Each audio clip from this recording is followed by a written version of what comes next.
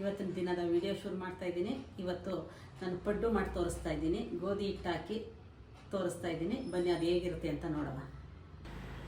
ಈಗ ನಾನು ಗೋಧಿ ಹಿಟ್ಟಲ್ಲಿ ಪಡ್ಡು ಮಾಡಿ ತೋರಿಸ್ತಾ ಇದ್ದೀನಿ. ಇದರಲ್ಲಿ 1 ಕಪ್ಪು ಗೋಧಿ ಹಿಟ್ಟು ತೊಗೊಂಡಿದ್ದೀನಿ. ಚಿಕ್ಕ ಕಪ್ಪಲ್ಲಿ ಒಂದು 3 ಸ್ಪೂನ್ ಇರ್ಬೋದು ಅಷ್ಟೇ ಅಕ್ಕಿ ಹಿಟ್ಟು ತೊಗೊಂಡಿದ್ದೀನಿ. 1 ಸೌತೆಕಾಯಿ ತುರಿದಿಟ್ಕೊಂಡಿದ್ದೀನಿ. 1 ಕ್ಯಾರೆಟ್ ತುರಿದಿಟ್ಕೊಂಡಿದ್ದೀನಿ. ಅದಕ್ಕೆ ಚಿಕ್ಕದಾಗಿ ಕಟ್ ಮಾಡ್ಕೊಂಡಿರೋ ಕೊತ್ತಂಬರಿ ಸೊಪ್ಪು ಇಟ್ಕೊಂಡಿದ್ದೀನಿ. 3 ಹಸಿಮೆಣ್ಸಿಕಾಯಿ ಚಿಕ್ಕದಾಗಿ ಕಟ್ ಮಾಡಿ ಇಟ್ಟಿದ್ದೀನಿ. ಒಂದು ಈರುಳ್ಳಿಯ ಚಿಕ್ಕದಾಗಿ ಕಟ್ ಮಾಡಿ ಇಟ್ಕೊಂಡಿದ್ದೀನಿ. ಈಗ ಒಂದು ಪಾತ್ರೆಗೆ ಗೋಧಿ ಹಿಟ್ಟು ಹಾಕೋತಾ ಇದ್ದೀನಿ.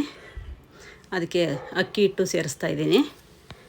ಅಕ್ಕಿ ಹಿಟ್ಟು ಸ್ವಲ್ಪ ಸೇರಿಸ್ಬೇಕು, ಸ್ವಲ್ಪ ಕ್ರಿಸ್ಪಿಯಾಗಿ ಬರುತ್ತೆ. ಅದಕ್ಕೆ ನಾವು ತುರಿದು ಇಟ್ಕೊಂಡಿದ್ವಲ್ಲ ಕ್ಯಾರೆಟು ಸೌತೆಕಾಯಿ ಎಲ್ಲ ಸೇರಿಸ್ತಾ ಇದ್ದೀನಿ. ತುಂಬ ರುಚಿಯಾಗಿರುತ್ತೆ ಇದು.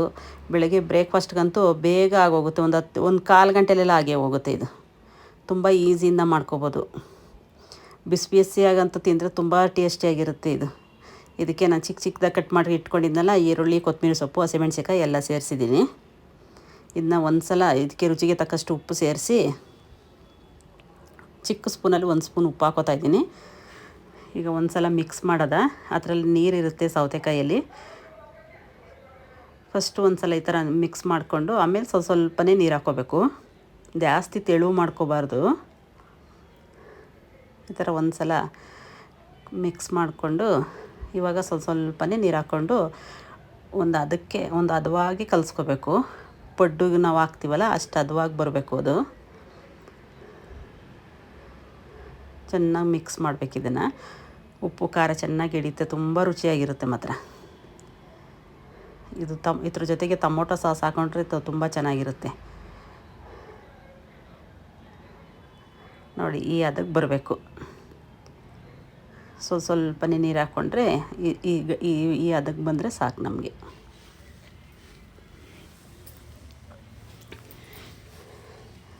ಈಗ ಸ್ಟವ್ ಆನ್ ಮಾಡಿ ಪಡ್ಡುದು ತವ ಇಟ್ಟಿದ್ದೀನಿ. ಸ್ವಲ್ಪ ಬಿಸಿ ಆಗಬೇಕು ಅದು. ಅದಕ್ಕೆ ಆಯಿಲ್ ಹಾಕ್ಕೋತಾ ಇದ್ದೀನಿ. ಸ್ವಲ್ಪನೇ ತುಪ್ಪ ಬೇಕಾದರೂ ಹಾಕ್ಕೋಬೋದು, ಇನ್ನೂ ಚೆನ್ನಾಗಿರುತ್ತೆ ತುಪ್ಪ ಹಾಕ್ಕೊಂಡ್ರೆ. ಈ ಥರ ಫುಲ್ಲಾಗಿ ಆಯಿಲ್ ಸ್ಪ್ರೆಡ್ ಮಾಡಬೇಕು. ಈಗ ಒಂದೊಂದು ಸ್ಪೂನ್ ತೊಗೊಂಡು, ಚಿಕ್ಕ ಸ್ಪೂನ್ ತೊಗೊಂಡು ಇಷ್ಟಿಷ್ಟೇ ಹಾಕಬೇಕು. ಸಿಮ್ಮಲ್ಲೇ ಮಾಡಬೇಕು, ಹೈ ಫ್ಲೇಮ್ ಇಡಬಾರ್ದು, ಬೇಗ ಸೀದೋಗುತ್ತೆ ಇದು. ಫುಲ್ಲು ಸಿಮ್ಮಲ್ಲೇ ಇರಬೇಕು ಇದು. ನೋಡಿ ಒಂದು 5 ನಿಮಿಷಕ್ಕೆಲ್ಲ ಮುಚ್ಚೋದೇನು ಬೇಡ. ಇದು ನೋಡಿ ಈ ಥರ ಬರಬೇಕು ಇದು. ಒಂದು 5 ನಿಮಿಷ ಬಿಟ್ಟರೆ ಸಿಮ್ಮಲ್ಲೇ ಬೇಗ ಆಗೋಗುತ್ತೆ ಇದು. ದಿನ ಚಪಾತಿ ತಿಂದು ಬೇಜಾರು ಅನ್ನೋರು ಈ ಥರ ಪಡ್ಡು ಮಾಡಿಕೊಂಡ್ರೆ ತುಂಬ ರುಚಿಯಾಗಿರುತ್ತೆ. ನೋಡಿ ಎರಡೂ ಸೈಡು ಎಷ್ಟು ಚೆನ್ನಾಗಿ ಬೆಂದಿದೆ. ಒಂದು 5 ನಿಮಿಷ 6 ನಿಮಿಷ ಅಷ್ಟೇ ಒಂದೊಂದು ಸೈಡು. 10 ನಿಮಿಷಕ್ಕೆಲ್ಲ ಒಂದೊಂದು ಸಲಿಗೆ ಆಗೋಗುತ್ತೆ ಇದು. ನೋಡಿ ಈ ಥರ ಬ್ರೌನ್ ಕಲರ್ ಬರಬೇಕು. ಈಗ ಸ್ಟವ್ ಆಫ್ ಮಾಡಿ ಫಸ್ಟ್ ಇದನ್ನು ತೊಗೋತಾ ಇದ್ದೀನಿ.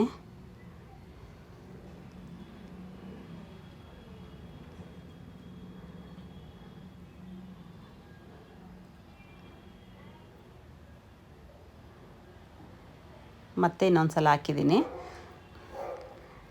ಮತ್ತು ಇದನ್ನು ಅದೇ ಥರ ಫುಲ್ಲಾಗಿ ಮಿಕ್ಸ್ ಮಾಡಿ ಸಿಮ್ಮಲ್ಲೇ ಇಟ್ಟು ಒಂದೊಂದು ಉಲ್ಟಾ ಮಾಡಬೇಕು. ಇದನ್ನು ಸ್ವಲ್ಪ ಹೈ ಫ್ಲೇಮ್ ಮಾಡಿದ್ರೆ ಸೀದೋಗುತ್ತೆ.